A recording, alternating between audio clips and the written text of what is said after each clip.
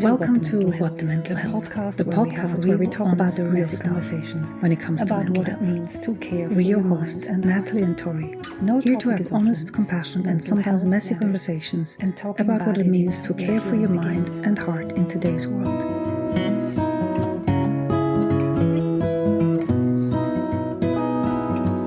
No topic is off limits, from anxiety and grief to self-care, relationships, and everything in between. Because mental health matters, and talking about it is where healing begins. It will go a long way. So grab a cup, get comfortable, and let's start. You can find all the details in the show notes. Yeah, we want to talk about like anxiety and panic attacks today. And to me, I'm still not sure, like you're the professional, so you would know better than me, but I sometimes have a hard time drawing the line between what's anxiety and what's actually OCD. Well, let's talk about it. We'll find out. You know, I wouldn't call myself an expert on that specific topic. I don't like the word expert because how am I an expert? I don't know if I am. You know, I specialize in something, but an expert, how do you know that you're an expert in that? Well, more so than me. That might have to do with my mental health, never to know whether it's enough. I mean, you have training and you help people and you educate other therapists and you're actually a practitioner. It's like as opposed to me, I just like to run my mouth about mental health and these topics. Well, but I'm very conscious that I'm not a specialist, definitely not in anxiety, panic attacks, or OCD. Or an expert. I'm specializing in trauma and grief, which is dear to my heart, and which I am happy to call myself a specialist. An expert, well, I'm personally expertised in both, but in terms of the whole field of grief and trauma, there's so much more to learn, and I'm always very conscious about what there still is to learn rather than what I know. Oh, but that's my thing. Let's talk about your thing. No, I have another question though. Before we move on, I want to ask you, I'm wondering if what I'm just hearing from you is a lot of humility, which is lovely. And, just so who you are. But I'm thinking a lot about myself and my own trajectory. And I feel like in my 20s, I would have been a lot more likely to feel like, yeah, I'm an expert on this topic. Then as I've gotten, I think the older you get, the more you really realize there's so much in the world that you don't know, and you start to give more of those caveats. But from my perspective, I think that the value that you bring is having the professional background, and maybe you don't consider yourself an expert, but I think compared to me and many, I appreciate the knowledge and expertise that you bring to the table. And I appreciate the practical knowledge that you have in all those topics. So that's a really great combo that we have. And you said before about humility. I'm not sure if it's humility, because when you just shared about you being 20 and you being sure, I think through my, let's call it developmental trauma, or through my upbringing, I was taught not to be so sure about things. Not to go into too much detail about it, but I think that was part of the learning that I received of not being arrogant about what I do know. And so for me, I make a clear distinction. Certain things that I absolutely know, I can say, I absolutely know. And mostly it has to do with personal experience, where I'm always saying, as far as I know, is the knowledge that, for example, even grief and trauma, I say, as far as I know, so this is only my limit. But there are situations where, especially with my father, he's usually very good at pretending that he knows. And so there was one thing that he shared about IVF, and he said he knows this is how it works. And I said, I absolutely know how it works. And at that time, I actually had just done another round of IVF in Switzerland, which he didn't know about. So I absolutely knew. Now, obviously, I just had my experience, but I knew how it works in Switzerland, and I had Right. previously done it in Australia, so I knew because I had experienced it. So in these kind of situations, I'm really clear and I'm confident. But other than that, I think I'm more doubting or knowing. I'm so aware of all the things that I don't know. That I'm It's partly maybe humble, partly maybe also just realistic about it. it's interesting. You're an Enneagram 6, right? So it's interesting that I mean, like that would, 6 was all over that talk that, or that, that you just gave. But it's interesting that was part of your upbringing too. Like, I Yeah, wonder if that was something that was like taught to you. I mean, I mean, that's a deeper conversation and a question for another episode about whether personality is innate, or whether it's like something that we're sort of trained to from a very young age. But yeah. I don't know. I'd love to talk Hard about to tell. the Enneagram because the Enneagram, I think, similarly to our beliefs and our upbringing, sort of the beliefs that we got through upbringing, they Hmm. are another way that we look through a lens. So with the Yeah. Enneagram as a 6, I look through the lens of a 6 into the world. And um, Yeah. until you do self-development and self-analysis or Sure. self-reflection, it's like it's just some glasses. And then if you are self-aware, then you can take them off and you realize, Of course. okay, And that's the point of the Enneagram. That's why I love it, just because it's not about like just saying I'm a 1. So I don't just say, well, I'm a 1. I'm just perfectionistic and I'm going to be really up in everybody's business and telling them what to do. And that's just how I am. I mean, it is, but now that I'm aware of it, I can make different choices and, you know, so working on that, but it's hard. mm, Anyway, but we were going to talk about another topic today, not the Enneagram. We should, yeah, yes. we should have an Enneagram cat. So basically, for those who listen to this for the first time, we don't Hmm. prepare ourselves a lot. So what that means is, yes, we have the topic of what the mental health, and then half an hour before we go on to here, I sent Tori a message saying, oh, what did I wrote today? Right today, I said, I said, good morning. Are we good for today? How about the topic of anxiety and or panic attacks? I mean, we spoke about this before, so it's not like Hmm. completely out of the blue, but this is how we start and Yeah. we go from here. So, just about that conversation about being specialist or expert. Yes, of course, I have some knowledge and I also look up some things just, for example, for the percentages, which really amazed me. And I'm going to share a little bit about that just to have a little bit of background. Yeah. But it's a conversation that we have, like any two people would have, who one person maybe is suffering or is dealing with anxiety, and the other person is there to listen and learn. And that's what I see, especially in this topic. So interestingly enough, for me to start, I think I shared that with you before. For me, growing up, I grew up with Swiss German, and German. And so for me, the word anxiety in German has a different Hmm. connotation than in English. So for me, anxiety is much easier to pinpoint. I can say, yes, I'm anxious, but the word anxious in German is also fear. And to some degree, I must have something that tells me I'm not allowed to be afraid or I shouldn't be afraid. So there is an interesting thing going on with the wording and how I feel about the wording. And yeah, so how would you, just for the start of this, how would you describe anxiety and or panic attacks for you from an experience, from personal experience? Well, anxiety is more like subtle. I mean, panic attacks are harder to miss, right? I guess everybody who's experienced one can agree because you actually feel like there's something like medically, physically wrong with you, or at least I do. I know they can take different forms for different people, so I don't want to speak for anybody's experience other than my own. Um, you know, Anxiety is almost sometimes I'm like anxiety is just the background chatter of my mind. It's just kind of Yeah, constantly going on in there. And I think that's actually the difference between I mentioned OCD before. I think that the OCD voice is louder and a lot more insistent. Like you have to do this, you have to be, you yeah, know, like it's just it's really irresistible. The anxiety isn't like that. it's just sort of always like they're chatting, well, have you thought about this? Have you thought, what if this happens? What if that?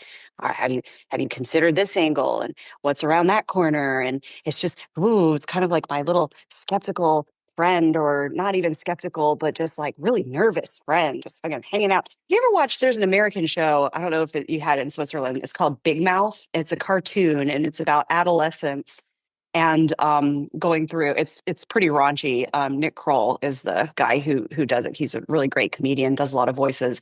But it's about teenagers kind of going through middle school and having all these changes, and they have personifications of anxiety, depression. There's an episode with an older woman, one of the moms, and she has a personification of menopause.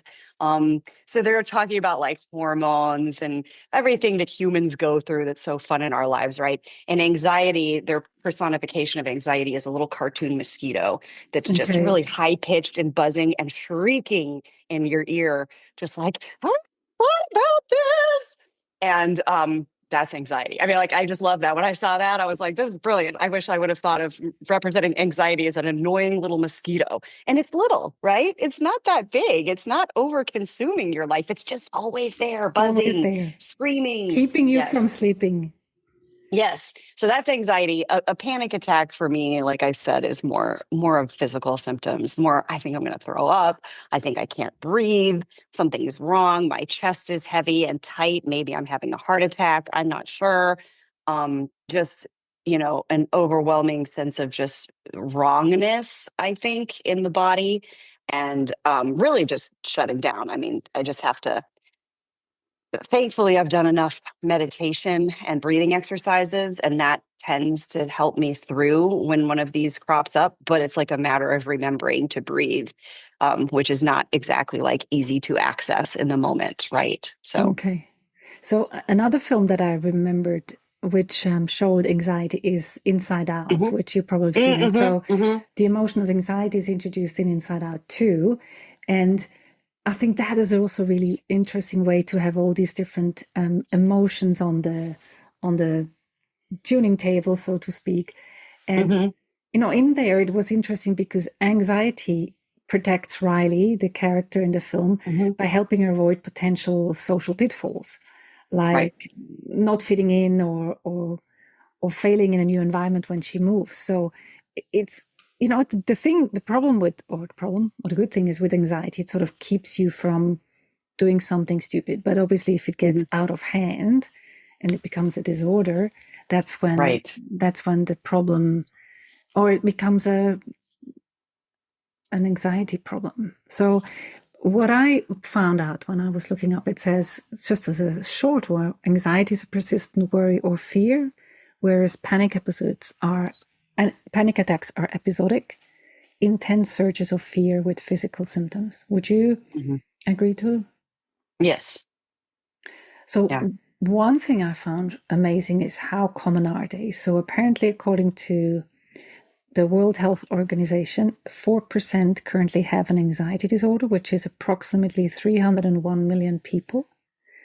And lifetime rates are much higher, up to 30% of adults. And in the US, about 19% of adults have anxiety disorder in the past year, and 31% at some point in their lives. And panic disorder affects about 2.7% of US adults per year. Lifetime rate is a bit higher, 4.7. Mm. And that is an interesting difference because it says here, according to Wikipedia, panic attacks, not necessarily full disorder, affect 3% in Europe and 11% in the US per year. Mm. So I was wondering, why such a difference? Is it because people speak more about it, or is it more Yeah. panic inducing to live in the US than in Europe? It might be. Depends on when you ask and who you're asking, but Yeah, certainly for many people, I think it is quite panic inducing to live in the United States at this time. I'm not surprised. yeah. Also, American culture is extremely like, um, no, how do I want to say, achievement based, and I can see that being sort of a really ripe environment for creating a lot of anxiety. Anxiety loves to tell you what you ought to be doing and what you're not doing well enough, or, what you should be doing more of or less of or whatever.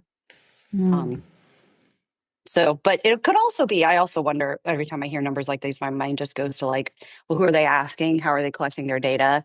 It's possible, like you said at the beginning, it's possible that Americans are just more comfortable speaking out about how they're feeling. Yeah. I know that for certain, like American culture is a lot more effusive and emotionally expressive than many European cultures. I know it depends on where you go. Europe is not a Mhm. monolith, but Americans sure do like to talk about themselves. So.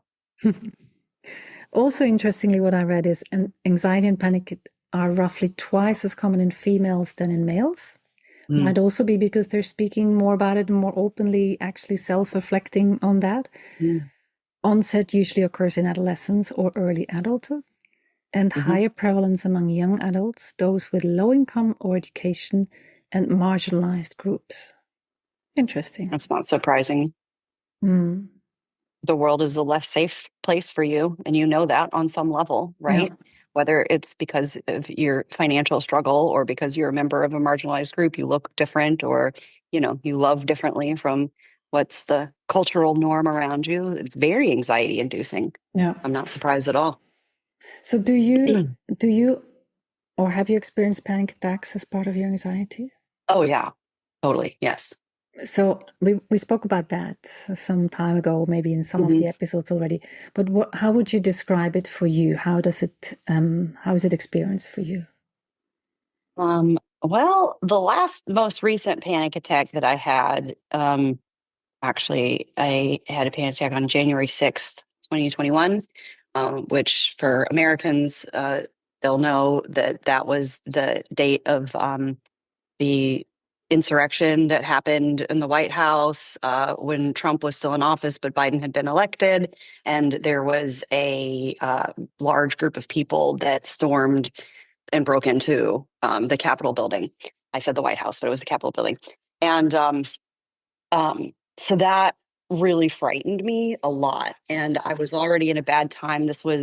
We'd been through almost a full year of COVID, but not even quite a year yet. It maybe been 10 months of COVID and isolation.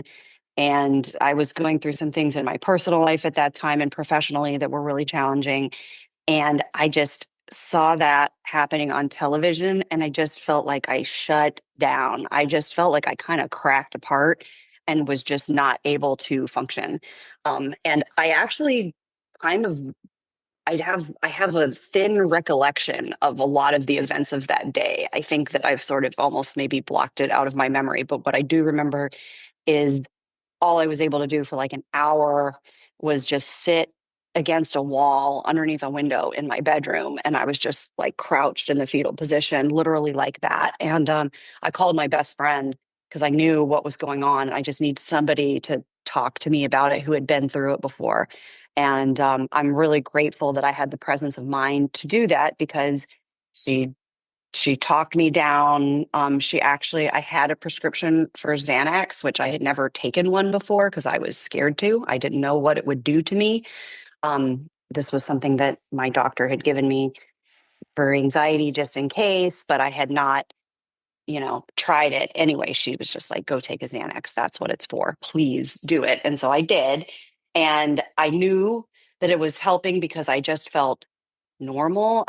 After about an hour, half an hour, I was able to just like move about my day. I was not feeling good.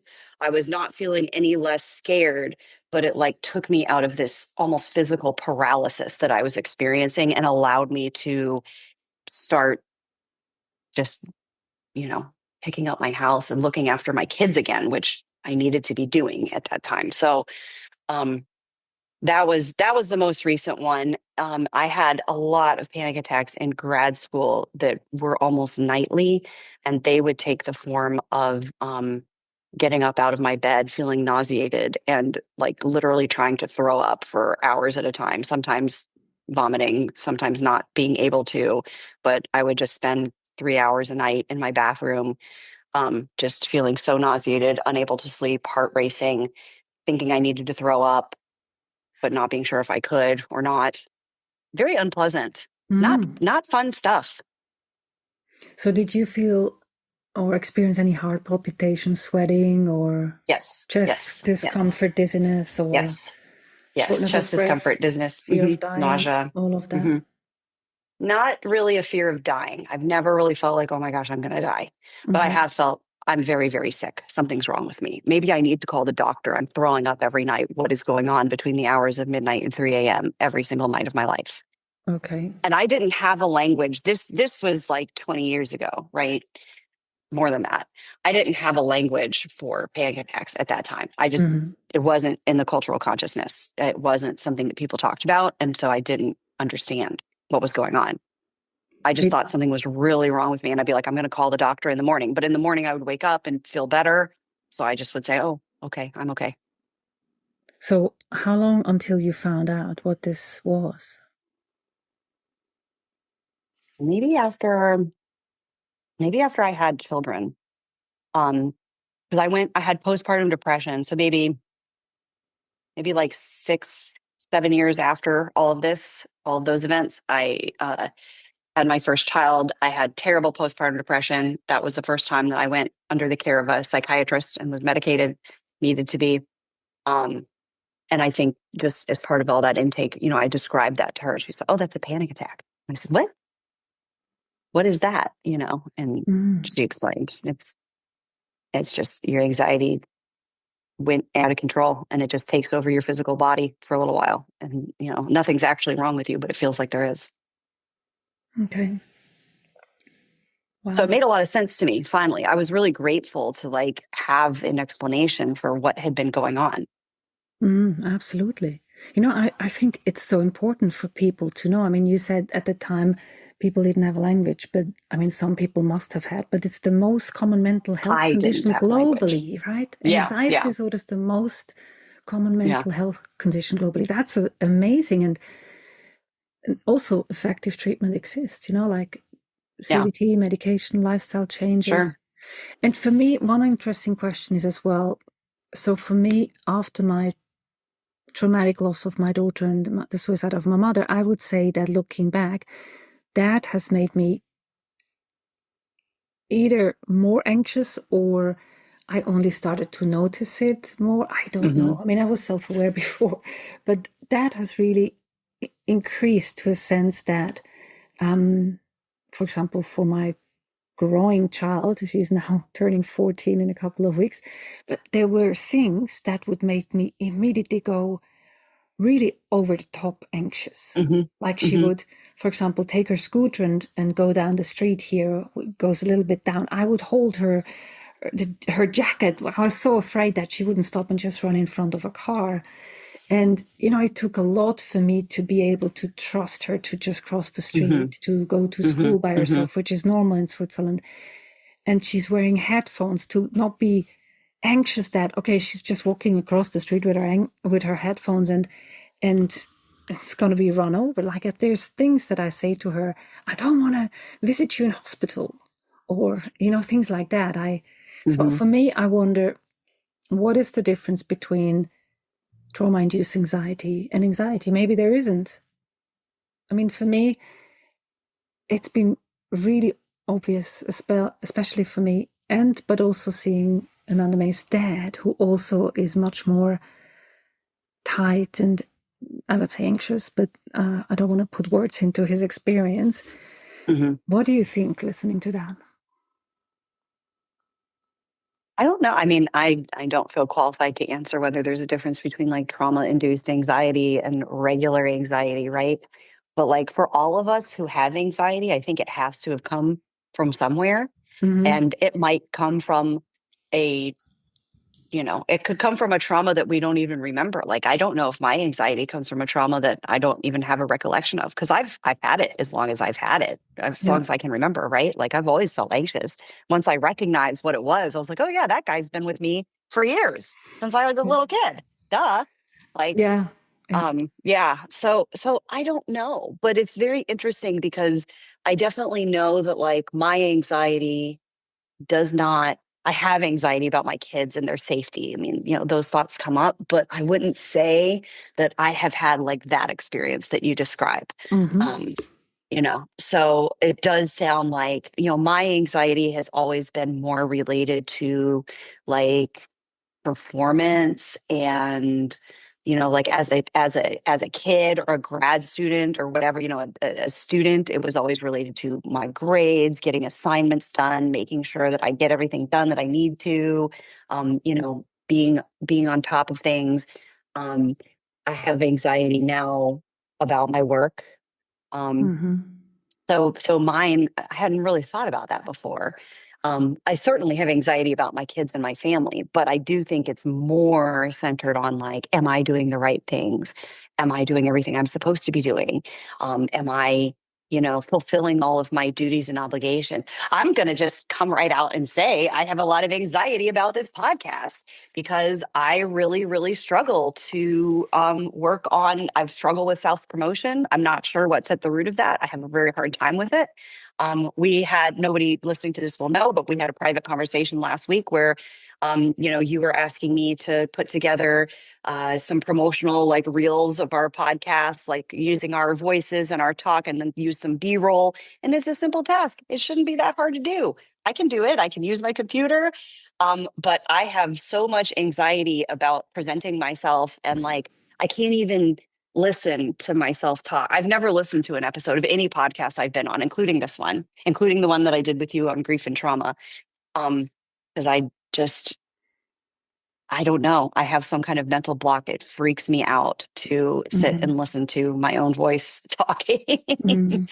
And um, that's really good that you share this because I was under the impression that, I mean, I got used to listening to my voice because I edit every episode.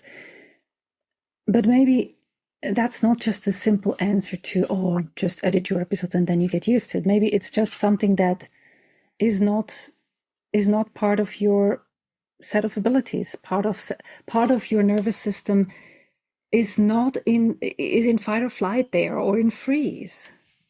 Yeah. I wish I knew, because I have that feeling every single time I go to hit the post button on even a really simple social media post or, anything.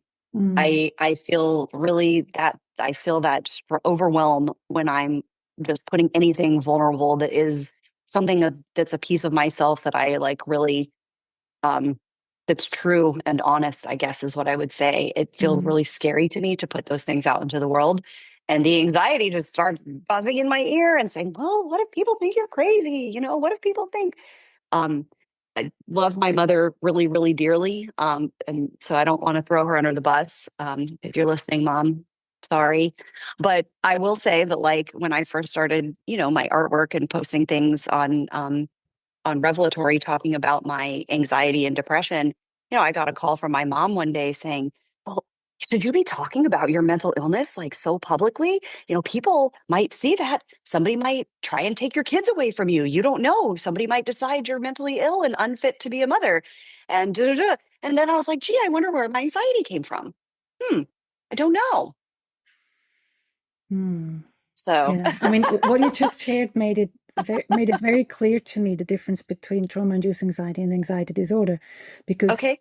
yeah, like it's that your anxiety, first of all, early onset. It's not tied to a. In your case, you also say not a single traumatic event. Maybe there were multiple things, or monitoring, mirroring your mother's way of being. But it may develop gradually without necessarily a clear trigger. Whereas mine, if I think about it, I think before I had normal thoughts in terms of, okay, what if they don't like what I say and stuff. But it has extremely heightened, and specifically in response to my daughter's safety. Hmm. So I could see that and it's, I had to get used to her doing things on her own. But I think it is, when I think about it, is really related to having had her sister die in my arm. I mean, this shapes, as much as it was awe-inspiring, it also shapes your nervous system to say, Of course. this can happen.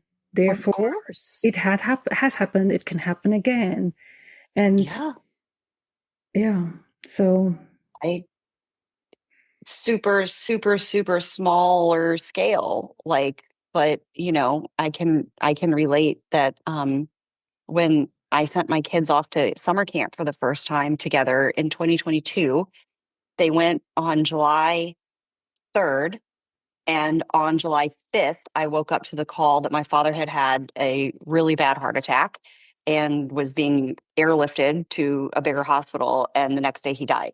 And so that was something to go through.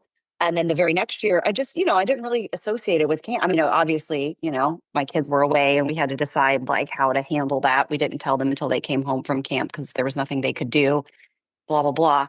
But the very next year actually was the year that we met, and my husband and I had a trip planned to go to Europe, and while the kids were at camp, and I lost it before they went to camp. I just was like, I can't send them. Something terrible is going to happen, and I just had that. Yeah. And I didn't think about it while I was signing them up for camp. It was like when the moment came, I was like, I can't do this.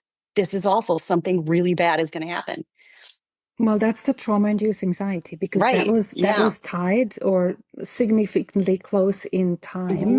and that was a trauma that you went through, right?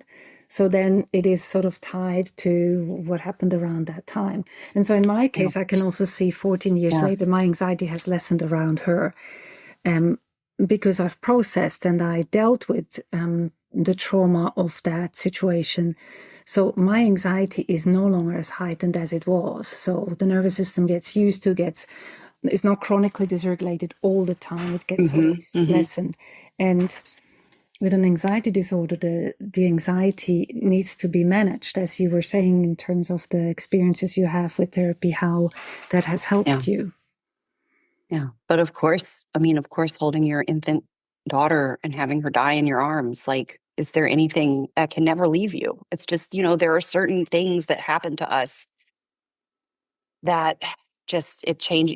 I'm sure that you were forever a different person from that moment on, not just in anxiety and, but it changes you. And maybe in a Yeah. way, anxiety is trying to protect you and say, like, this was a horrible, horrible thing that we just went through, and we want to make sure that it never, ever happens again. And, Mm. of course, and it's laudable, but kind of brings me to like one thing I've heard therapists say, and I'm curious what your thought is. I'm getting a little, excuse me for a second. That's such a horrible thing to go through as a parent.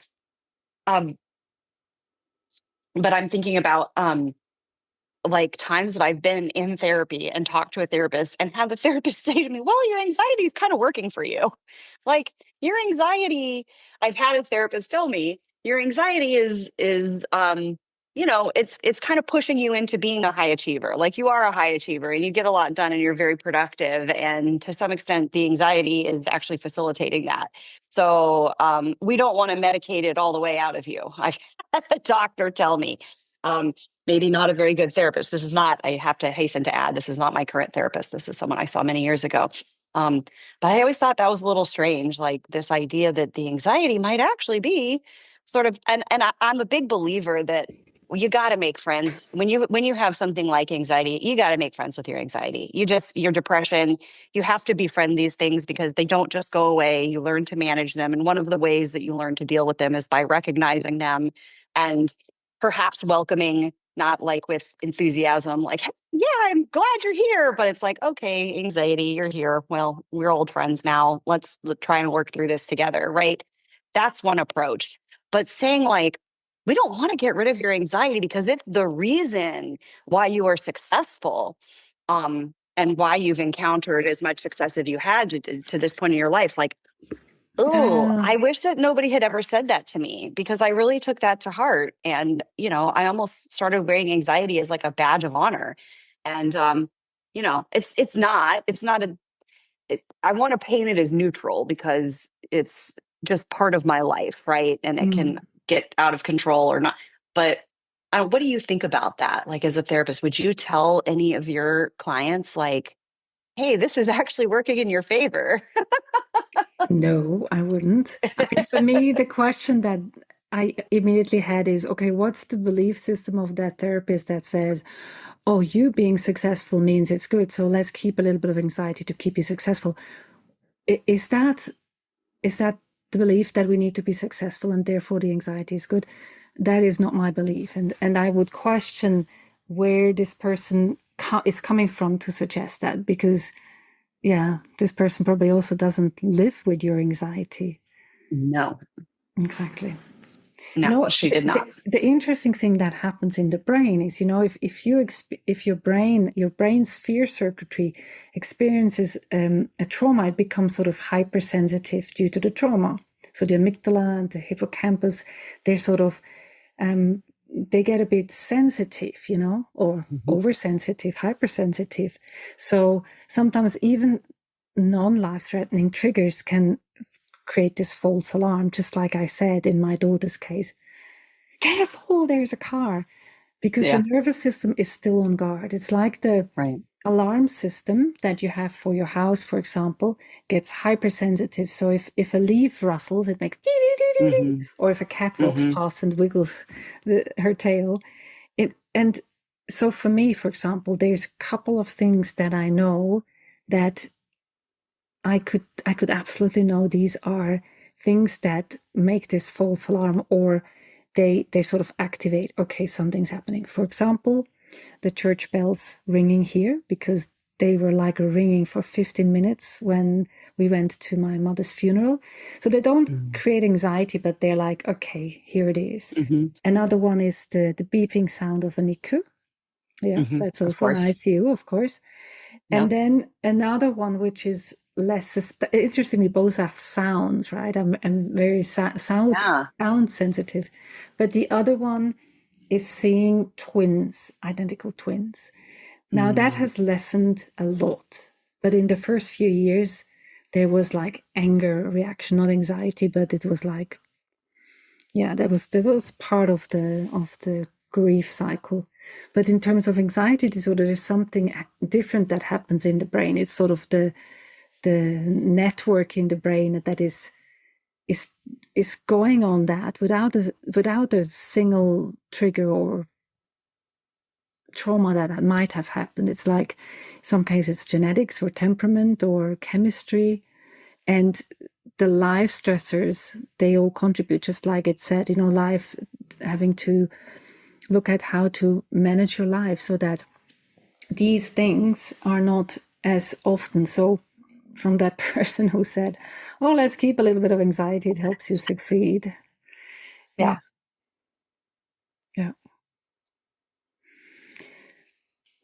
What would you say helps you when you're anxious? Yeah, breathing, meditation. Like, I think just for me, meditation is always like my kind of almost go-to like default response when I'm in any kind of a like mental health challenge, any kind of a challenging time, because it's the thing that brings awareness. It's like somehow bringing awareness to like, oh, how I'm feeling. It just takes me out of like being the feeling and being able to separate, oh, no, I'm Tori. I'm experiencing anxiety right now, but I'm not anxious. I am not the personal embodiment of anxiety, right? Like there's just that little breath is the moment of separation. And then I just feel like establishing any kind of separation at all, I guess I would say, metaphorically, it's just like finding a little foothold in the rock wall. And it's like, okay, I'm not falling anymore. I've grabbed onto a little handhold and a foothold, and okay, I can stabilize myself from this point. And now I can start looking around for an exit, right? Because before that, I'll just be in free fall, just letting the anxiety talk me into whatever it wants, right? Like going whatever crazy direction it wants to, and it will. The image that I like is imagining the thoughts, or in your case, the feelings, to be like clouds in the sky. And when I hop onto the cloud and I am that thought, I'm forgetting or missing the point that clouds are just like actors in the sky, but the sky is the backdrop, and they just go past. They're not it. Yes. And I find that perspective shift helps me. Okay, I don't have to identify immediately with everything I think, because so I think it's interesting because it's a bit different, a feeling, like a physical sensation versus a thought. So I'm interested in that, because from a nervous system point of view, the stories that we tell ourselves come from our physical state. So Hmm. it's not just first the thought that we have and then we go into anxiety. It's the whatever the nervous system has picked up, and it has an anxiety feeling, attack or whatever, and then the story comes with it, the thoughts and Hmm. everything. Mm. Yeah, where to put the awareness. Now, you mentioned that time when you had the panic attack. You mentioned that there was this friend who you called that Hmm. helped and talked you through. Hmm. If maybe you can tell some people who are listening who might not have known that they have panic attacks, who might not know how to help themselves, who might not have a friend who's gone through that again, what would you recommend? Or It's a if they really were to hard one. help, or if they were to help someone Yeah. who has it. I mean, it's a really hard one because, for me personally, before I had somebody professionally kind of put a name to it, I didn't know what I was going through. And I was alone and didn't have anybody to talk to or call. And I think the only reason I didn't go to a hospital in some of these instances is because I was just young and didn't want to take myself to the ER in the middle of the night in Mm-hmm. Chicago, which is where I lived at the time. And so yeah, I mean, I guess the only thing that I would say to somebody who's sort of in that, if you find yourself in that just place of feeling crushed, and if you suspect that it's a panic attack, I mean, really, I think the best thing that you can do is just remove, for me, okay, again, but removing myself from all sensory inputs. Like if I can go to a quiet room and lay down, and again, I'm just going to go back to breathing and just focus on breathing. It's just a grounding. And I love the breath because it's always with you. You never have, it's kind of a miracle if you actually think about it. You don't ever have to remember to breathe. Your body just does it, but yet you can tune into it and control it yourself if you are conscious of that. So, I think anytime that I'm starting to feel really out of control and just like I'm spinning out, whether it's anxiety or panic or whatever, I think the best thing that you can do is just if you can just lay quietly and just think about your breath. And it will ground you eventually. One other really great trick that I love is I don't know about, it's the dive reflex. Are you familiar with this? No? Um, so there's a mammalian dive reflex, and I am not qualified to talk about exactly how it works. But another thing you can do is if you have like an ice pack, or even just ice in a cold towel, wrap it up, put it on your forehead while you lay down and focus on your breathing. And it just I believe that it stimulates a reflex that slows all of your metabolism, all of your body systems down, down, down. Like think about like a whale or a dolphin or some sort of sea mammal diving down to the bottom of the ocean, and it just sort of takes your whole system because your heart's going to be slower. Your body is conserving energy in that state, right? So you're forcing it into this energy conservation state. And that's something that has helped me a lot. I've done that once or twice during a panic attack when I've had the presence of mind to do it. And it just slows the whole ship down. And that's what you need because your body is just racing away from you in those moments.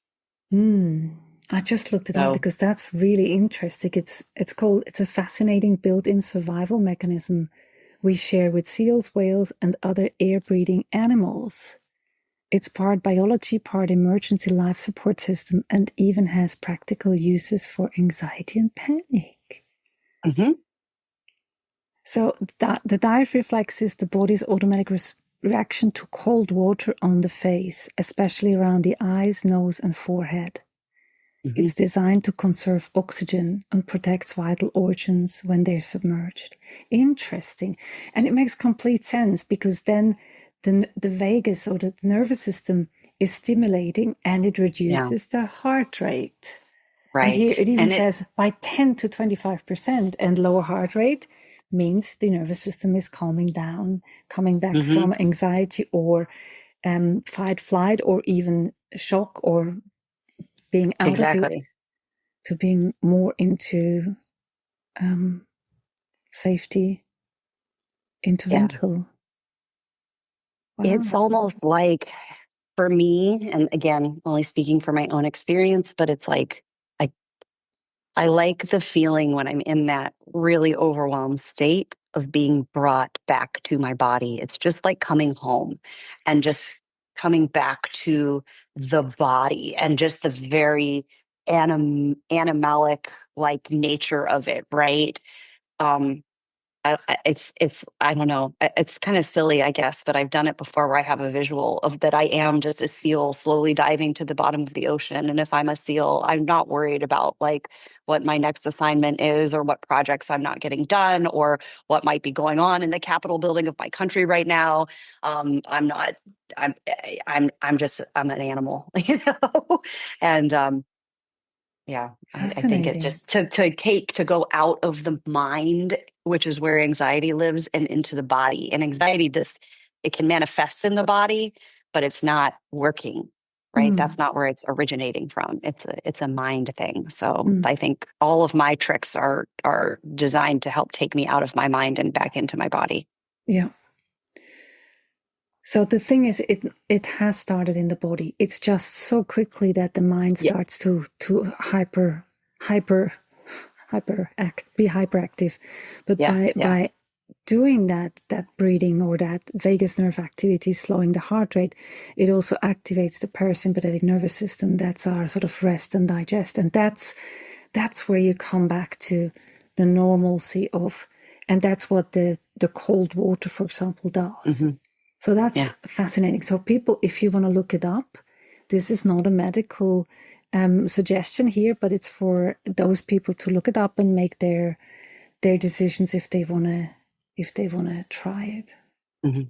And I've heard of people too, just to throw out there, who, and I actually keep one in my pantry as well. I keep a cold pack that's like you break it and it's instant cold, Yeah. right? So for people who maybe you don't have access to a freezer or whatever, but you know you're going into a situation, maybe you're at work or whatever.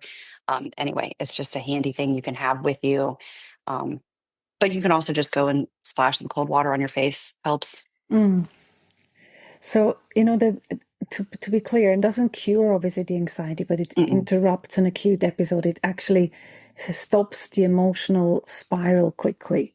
So that's handy to know for people to be able to self self care for them in a situation like that. And for someone Hmm. to be with someone that has panic attack. I just recently watched The Summer I Turned Pretty, and Hmm. um, Conrad had a panic attack on a boat, and so the guy just said to him, "Okay, breathe slowly with me." Um, yes, it's a look it up if you have someone in your vicinity that has, and there is ways to help it. So to bring this to a round, what would you say in terms of I mean the purpose of this podcast is to destigmatize all of that, and for people who might be Tory at a younger age who have no idea, to hopefully have someone who hears this and tell them. What else would you want to add? I would just say there's never any shame in talking to somebody about how you feel. And I think that's like, I might have been able to get out of my panic attacks cycle when I was younger, especially when I was in grad school. I was so resistant to going to, I had free therapy available to me as a grad student through student health services. And I didn't want to do it because I felt like, oh, going to therapy, that's shameful. And I'm guessing that anybody listening to this podcast is probably not of that quite that mentality. But I don't know. The stigma against therapy is very, very strong, particularly in some cultures or some subsets, some subcultures. And so, if I sort of grew up with a feeling that there was something shameful about going to therapy and that, it's better to pull yourself up by your bootstraps and help yourself out. So all I would say is that, like, talking about it, even if you're not talking about it to a professional, just talk about it to a friend. Um, it's actually shocking to me how many people can relate to so many of the things that I've shared that I thought I was alone in. So I would say um, human connection is always, always going to help lessen whatever it is you're Absolutely. going through. Absolutely, because part of a trauma is always having to deal with it by yourself. Yeah. Yeah. So anxiety and panic attacks can feel overwhelming, but they're not a sign of weakness. And I like that, they're a sign of your body and mind to protect you, and sometimes a little bit too enthusiastically. So even whether anxiety is rooted in a trauma or in a past trauma or daily stress and seems to come out of nowhere, there are ways to understand it and work with it and find moments of peace. So if you or someone you love experience anxiety or panic, remember that you are not alone and help is out there. Maybe send them this episode. And remember those suggestions that Tori has given us, from grounding tools like the deep diaphragm flex or breathing therapy, and a simple comfort from a friend who listens without judgment. So everyone, take a deep breath. And remember that you have more strength and more support than you might realize. And in those moments when it feels too much, pause, ground yourself, and remind your nervous system right now, I am safe. Thanks for joining us for this episode of What the Mental Health. If you've enjoyed today's conversation, we'd love if you subscribed, left a review, or shared it with someone who might need it too. We are a self-funded podcast and would be grateful for your support. So if you can spare a couple of dollars per month, it will go a long way in helping finance this podcast. You can find all the details in the show notes. For more resources and ways to connect with us, check out the show notes. You can find a link there to just send us a message or connect on IG under Revelatory and My Miss Bliss, or through our websites. And remember, you are not alone on this journey. Join us next time for more real talk about mental health. Until then, stay kind to yourself.